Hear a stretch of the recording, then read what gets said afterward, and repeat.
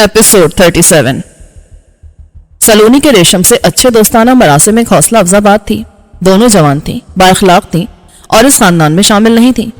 उनके साथ सबका रवैया वही था जो मुलाजमों के साथ था, लेकिन वो घर के कामकाज करने वाले नौकर और जाती खादमा की हैसियत से बालातर थी। सलोनी यहाँ के माहौल को समझती थी और हवेली में रहने वालों के मिजाज को भी। रेशम उन्हें सिर्फ हवेली के हाकिमों की हैसियत से जानती थी और मेहमान खुसूसी का दर्जा पाने के बावजूद खुद को तन्हा और अजनबी समझने पर मजबूर थी। सलोनी की कंपनी उसकी तन्हाई और बेजारी का इलाज हो सकती थी। वो सलोनी से जिंदगी का तरीका सलीका सीख सकती थी, जिसमें जाती रखरखाव से दूसरों के साथ बावकार रवैया अख्तियार करने तक बहुत कुछ शामिल था। मेकअप और लिबास कहाँ, किस वक्त कैसा होना चाहिए और मौका महल और जरूरत को समझ के किससे क्या बात करनी चाहिए और क्या नहीं, ये रेशम को सलोनी की सोबत और तरबियत ही सिखा सकती थी। और मैं समझता था कि रेशम में सीखने की सलाहियत है।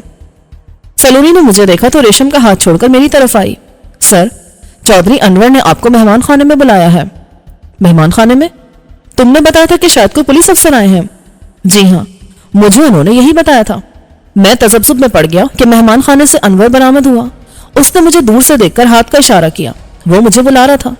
अनवर बेवकूफ नहीं था, उसे मेरी सारी हिस्ट्री मालूम थी और इसके बावजूद उसने मुझे किसी सीनियर पुलिस अफसर से मिलाने के लिए बुलाया था, तो उसे यकीन होगा कि इसमें मेरे लिए कोई रिस्क की बात नहीं है।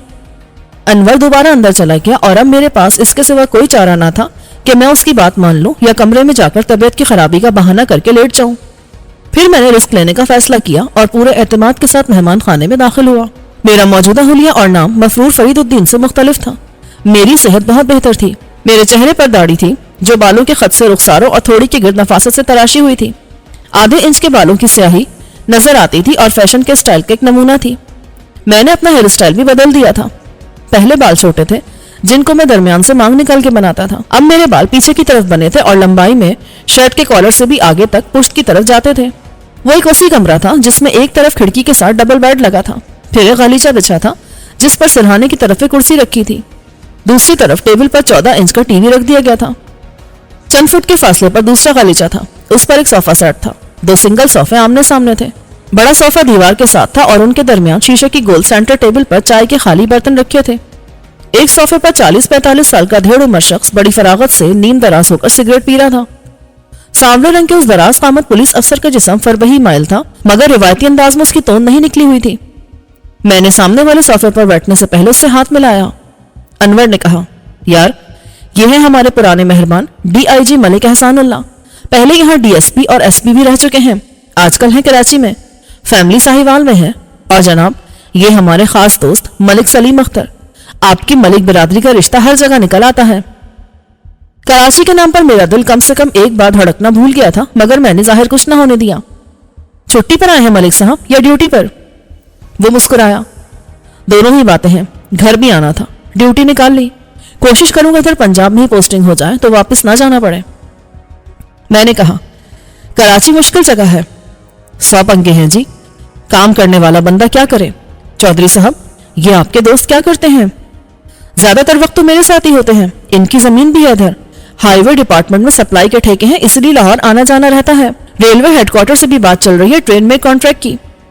DIG की नजर जैसे मुझ पर जमकर रह गई। घर इधर ही है? हाँ जी, बच्चे लाहौर में हैं, माँ बाप थे इधर। वालिद का भी कुछ अर्से पहले इंतकाल हुआ है। दरअसल इनकी सूरत किसी और से मिलती है। किससे? किसी डाकू से या फ्रॉडिये से? अनवर अली हंस पड़ा। मैंने चेहरे पर एक पुरसुकून मुस्कुराहट रखी। DIG ने नफी में सर हिलाया। अभी कुछ अर्सा पहले एक बड़ी वारदात हुई थी सक्खर में, आपने जरूर सुना होगा। कुछ डाकुओं ने जेल पर हमला किया था और अपने साथियों को छुड़ाकर ले गए थे। उनमें गैंग लीडर गुलाम मोहम्मद भी था जो रुस्तम डाकू के नाम से मशहूर था। गामर रुस्तम भी कहलाता था। अनवर ने सादगी से कहा, यहाँ तो अखबार आते नहीं और टीवी पर खबर चली होगी 1-2 दिन, तो मैंने देखी नहीं। मलिक एहसान ने अपनी बात जारी रखी। जेल ब्रेकिंग की ये सबसे बड़ी वारदात थी। डाकुओं के साथ बहुत से कैदी भी निकल गए। रिकॉर्ड के मुताबिक 78, उनमें सजाए मौत पाने वाले भी थे। कमाल है, जेल का हिफाजती अमला क्या मुजरा देखने गया हुआ था? फरार होने वालों में से आधे के करीब तो मारे गए थे मुहाफिजों की फायरिंग से। आधी रात का वक्त था। सुबह आसपास से उनकी लाशें उठा ली गई जो 32 थी। 22 बाद में पकड़े गए। शहर में कुछ और फरार होने की कोशिश में बस के अड्डों और रेलवे स्टेशन से पकड़े गए। 20 अभी तक गायब हैं। क्या मेरे दोस्त की सूरत भी किसी मफरूर मुजरिम से मिलती है? जी हाँ, इसी शक्ल सूरत का एक बंदा था, फरीदुद्दीन। डाकू था वो भी? نہیں، اس کا تعلق نادر شاہ کے گروہ سے تھا. انڈر گراؤنڈ مافیا کا بندہ ہے. ڈرگ کے علاوہ بردہ فروشی میں ملوث ہے. فلپائن، سری لنکا اور بنگلہ دیش سے لڑکیاں لاتا ہے. لیکن یہ بندہ فرید الدین ایک مرڈر کیس میں سزا یافتہ تھا.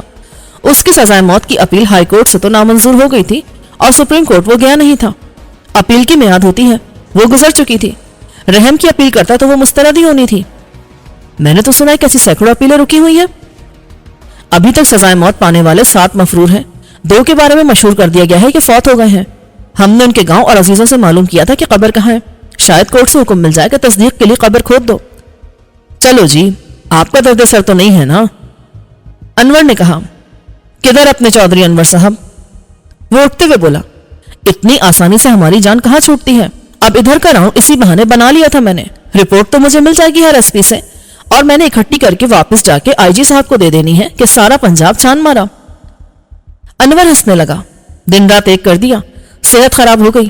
بیوی ناراض ہوگی کہ میرے لیے کوئی ٹائم نہیں.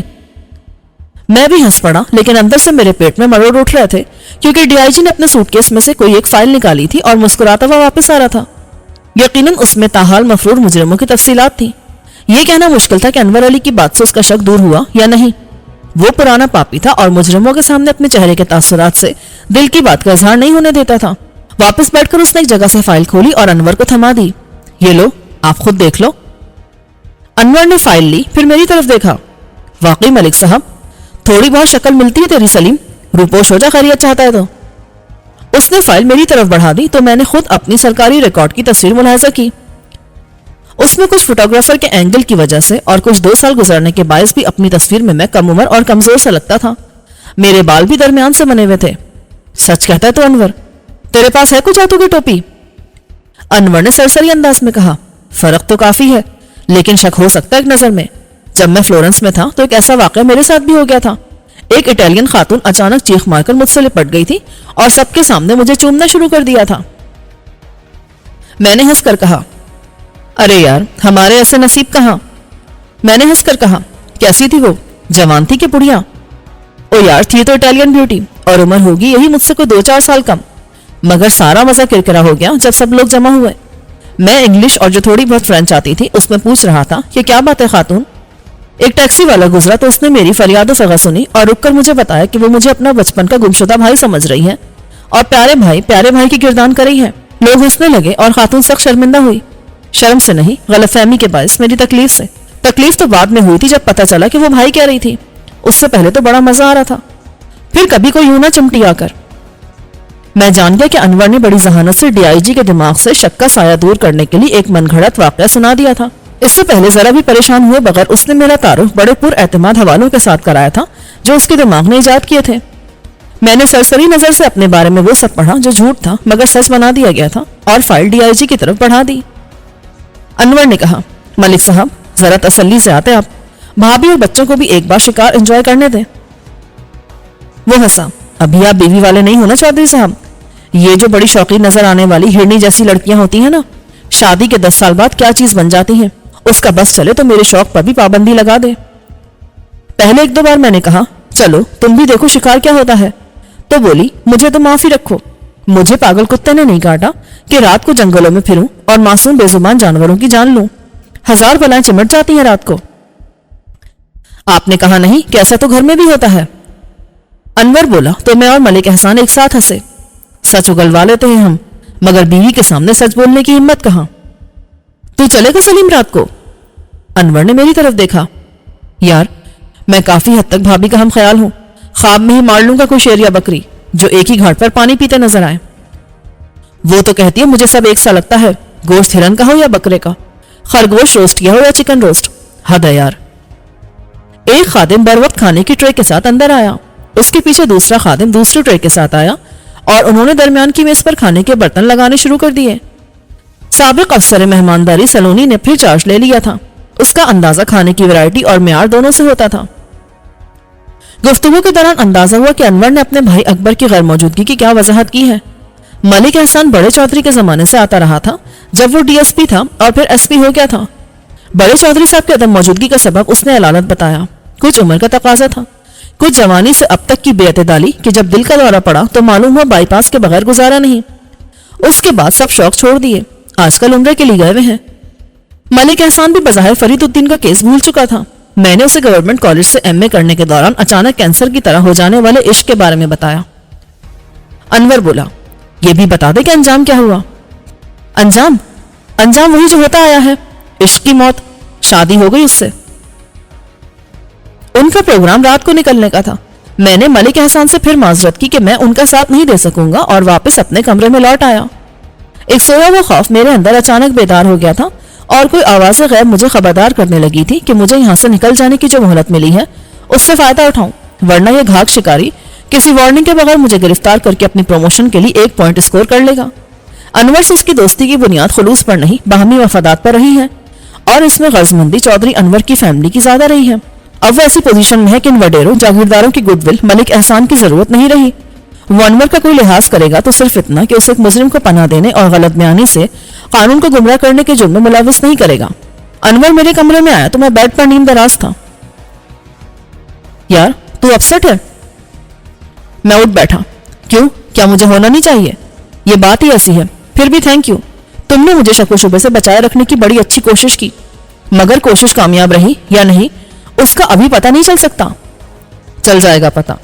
ملک احسان کے دل سے شک کا کانٹا نہیں نکلا ہوگا تو رات بھر میں پھر وہ کوئی بات ضرور کرے گا، اور کوئی بات کیے بغیر اس نے شک دور کرنے کے لیے مجھے اٹھوا دیا۔ پھر چودھری صاحب کی بات سچ ثابت ہوئی تو سوری کہنا کیا مشکل ہے؟ نہیں دوست، ایسا نہ ہوا کبھی اور نہ ہوگا۔ میرے دوست، مہمان اور گھر کے بندے پر ہاتھ ڈالنے سے پہلے کوئی سوچنے کا تکلف بھی نہ کرے، اتنے گئے گزرے نہیں ہیں ہم، یہ بات سبھی جانتے ہیں۔ تو پھر میں کیا کروں؟ اس وقت کے انتظار میں ہاتھ پہ ہاتھ رکھ کے بیٹھا رہوں؟ وہ اخلاقاً تجھ سے پوچھنے کے بعد کیا خاموشی سے لوٹ جائے گا اگر تو نے اجازت نہ دی تو؟ ایسا ہونے سے پہلے میں تجھے خبردار کر دوں گا، وہی تو وقت ہوگا کہ میں تیرے احسان کا بدلہ چکا سکوں۔ تو نے میری زندگی بچائی ہے، قرض ہمیشہ رہے گا مجھ پر۔ تو جذباتی مت انور، تجھے پریکٹیکل رہنا چاہیے۔ جذبات کے بغیر کیا انسان مکمل ہوتا ہے؟ تم کتنے دن باہر رہو گے؟ بس آج رات اور کل کا دن۔ اگر مجھے ذرا بھی اندیشہ محسوس ہوا تو میں ایک بندے کو خاموشی سے روانہ کر دوں گا، میرے ساتھ 4 نوکر جائیں گے، اسے شک بھی نہیں ہو سکتا کہ میں نے تجھے فرار کرا دیا ہے۔ میں سلونی کو بھی لے جاؤں گا، رنگیلا تجھے بالکل محفوظ مقام پر پہنچا دے گا۔ اور جو تو نے جھوٹ بولا اس کا کیا ہوگا؟ یہ جھوٹ ہم سے زیادہ وہ بولتا ہوگا، ہم تو ضرورت کے تحت بولتے ہیں، یہ لوگ عادت کے مطابق۔ میرے خلاف وہ کیا کر سکتا ہے؟ اسے بھی معلوم ہے کہ لاحاصل الزام سے خفت بھی وہی اٹھائے گا اور شدید پریشانی بھی۔ اچھا یار، جیسے تیرا حکم۔ اب دوستی یک طرفہ تو نہیں ہو سکتی۔ وہ مسکرا دیا۔ آج تیری میٹنگ تھی، کیسی رہی؟ سلونی نے کچھ نہیں بتایا؟ ساری کارروائی براہ راست سنی تھی اس نے؟ میں ایوان صدر میں پیشی کی بات کرا تھا، پرائم منسٹر صاحبہ نے بھی تو طلب کیا تھا نا۔ وہ خلاف امید اچھی رہی، تیری بھابھی کے بارے میں میری رائے کچھ اور تھی، اب میرا خیال ہے کہ وہ صورتحال کی بہتری میں مددگار ثابت ہو سکتی ہے۔ یہ کہہ کر میں نے اسے گفتگو کا خلاصہ بتا دیا۔ سب ٹھیک ہو جائے گا یار، بس خطرہ ہے ابا جی کی طرف سے، لگتا ہے کہ وہ قانونی جنگ پر نہ اتر آئے۔ وہ کیا کر سکتے ہیں؟ دیکھنا، مالک تو وہی ہے، عملاً ان کا اختیار 1 سال سے نہیں تھا، وہ ملک کے آئینی صدر کی طرح تھے کہ تمام انتظامی معاملات اکبر کے ہاتھ میں تھے۔ مزاروں کے ساتھ ظلم اور ناانصافی میں اکبر ابا جی کی پالیسی پر گامزن تھا، بلکہ شاید کچھ آگے ہی تھا۔ ابا جی کو مجھ سے اصل خطرہ یہی محسوس ہوا تھا کہ میں مزاروں میں بے اطمینانی پھیلا دوں گا، وہ باغی ہو جائیں گے اور اپنا حق مانگنے کھڑے ہو جائیں گے۔ لیکن مجھے معلوم ہے کہ ان بیچاروں کے ساتھ کیا ہوتا آیا ہے، وہ کہیں فریاد کر ہی نہیں سکتے، قانون ان کی حفاظت کے لیے نہیں، ان کا حق اور ان کی آواز دبانے کے لیے ہے۔ ابھی میں نے ریکارڈ نہیں دیکھا، لیکن مجھے اندازہ ہے کہ کتنی زمینوں پر ہمارا قبضہ غیر قانونی تھا جس میں پٹواری اور پولیس نے ہمارا ساتھ دیا۔ میں آدھی جاگیر پر زبردستی اپنا حق حاصل نہیں کر سکتا تھا، وہ ابا جی اکبر کے نام کر دیتے تب بھی میں کسی عدالت میں نہیں جا سکتا تھا، لیکن میں ظلم، ناانصافی اور لاقانونیت کے خلاف تھا اور ان کے لیے بہت سی مشکلات کھڑی کر دیتا۔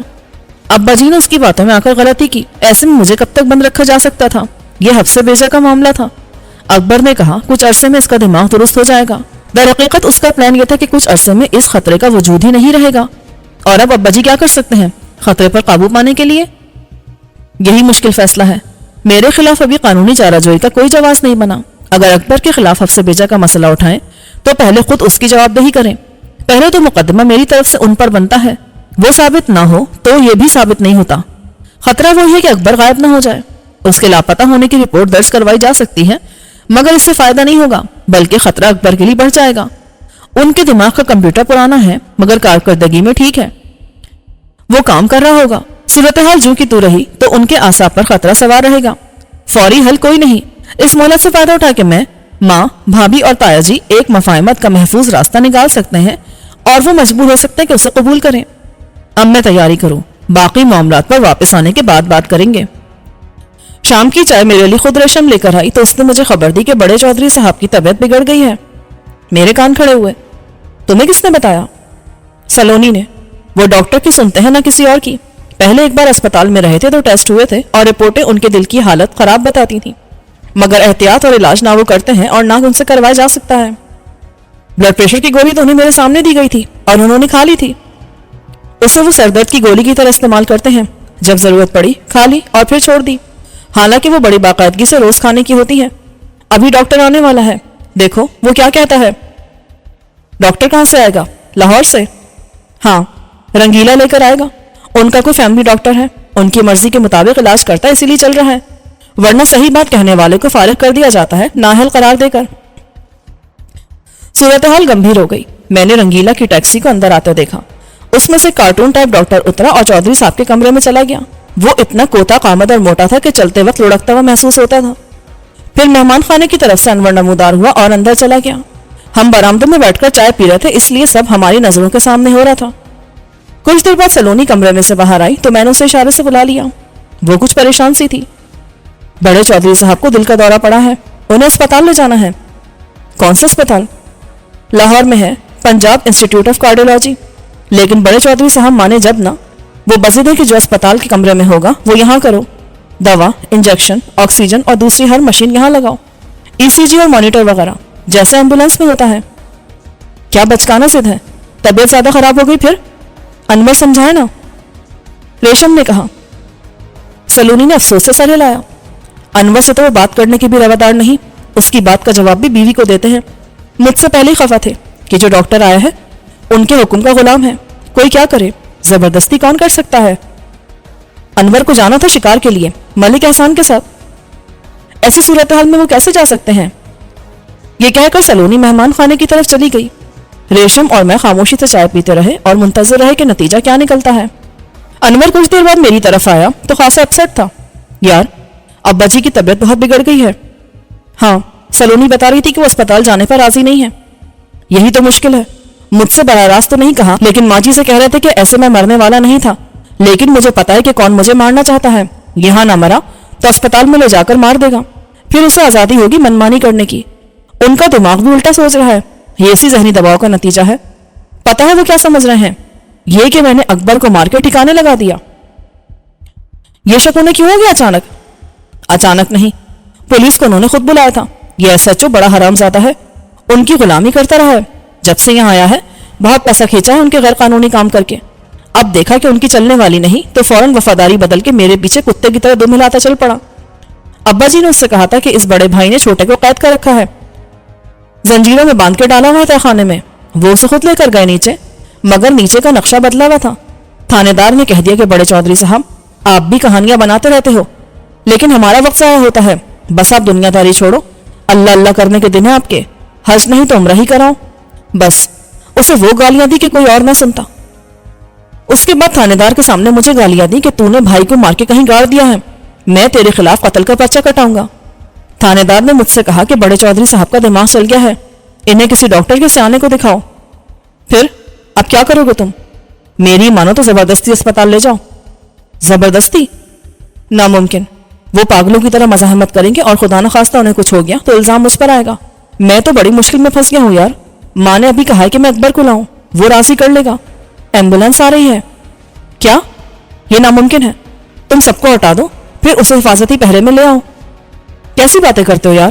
وہ موقع سے پورا فائدہ اٹھائے گا، مجھے سپورٹ نہیں کرے گا، الٹا ابا جی کو ورغلائے گا کہ میری بات مان کے خطرہ مول نہ لے.